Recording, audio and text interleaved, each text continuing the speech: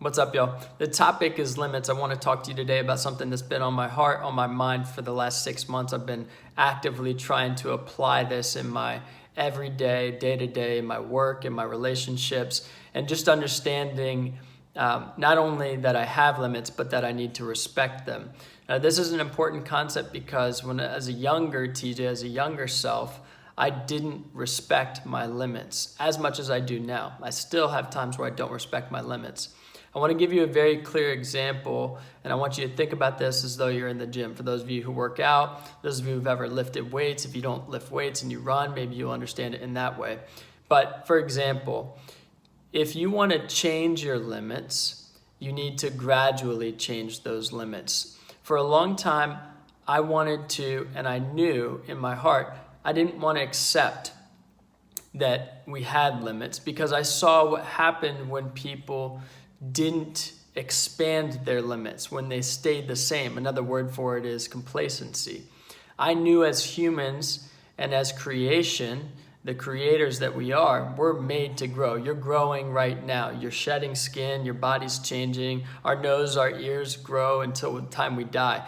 There's just in the function of nature, we grow as beings. And so it's a part of who we are. That's fine. But growth can become a bad thing when it's growth in an unhealthy way. Cancer, for example, is the excess growth of red blood cells, to oversimplify that. So when we want to think about growth and expanding our limits, we want to think about growing and expanding our limits in the right way. For a lot of you high-performing overachievers, type A personalities, you guys might understand that growth is important, but the concept that's more important is not do you grow or not, it's actually how you grow. It's how you grow. And for me, understanding how to grow in the healthiest way possible starts with understanding that I have limits and I need to respect them.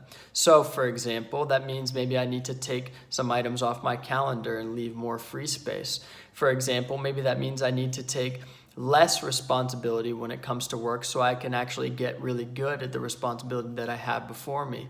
As a business owner, right, you want to think about, well, I need to make sales and I need to be doing this and be doing that, and I need to be actually working in the business, not just working on the business. And so then I have to become good at what I do. And, it may seem overwhelming to just try and take off all these different responsibilities so you can focus on one thing or two things. And the irony is that by reducing the workload, it feels overwhelming because there's other things that need to happen, that need to be addressed.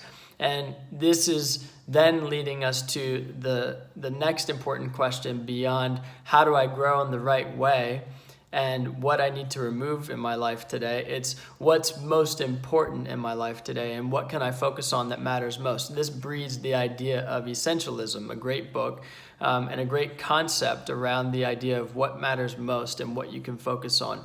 A lot of us, when we understand that it's important to grow, maybe focus on the wrong things, and so how we grow becomes detrimental to our health because we're actually trying to do too much. And for me, what I've learned is I need to do less. I need to focus on what matters most. So I hope that helps you as you think about not only limits, but just growth and your potential. And that, yes, we're meant to grow and you're meant to not stay stagnant. And you can change those limits over time. But what's most important is how you decide to change those limits and what you choose to focus on to promote that growth for yourself, okay?